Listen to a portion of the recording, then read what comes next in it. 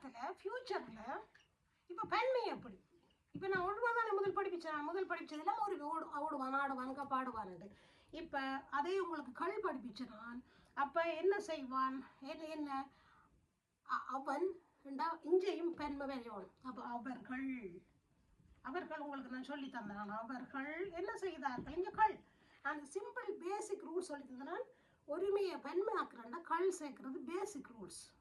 அப்போ இங்காலையும் என்ன வருது பாடுவா பாடுவா இங்கே வந்து இந்த இர்கள் அப்படியே வருது மாறாமல் சிம்பிள் அவர் இந்த இர்கள் இங்கேயும் பாடுவா இது வந்து அனைவரும் சொன்னான் எதிர்காலத்தில் அப்போ பாடுவார்கள் என்று வரும். மக்கள் கூடுகிறார்கள்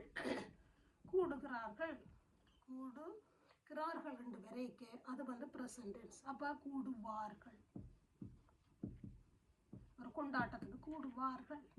அப்போ இவ்வாறு கவனமாக ஒருமை படிப்பிச்சிடான். இப்போ பெண்மை ஃப்யூச்சரை படிப்பிச்சிடான். ஃப்யூச்சரில் ஒருமையும் பெண்மையும்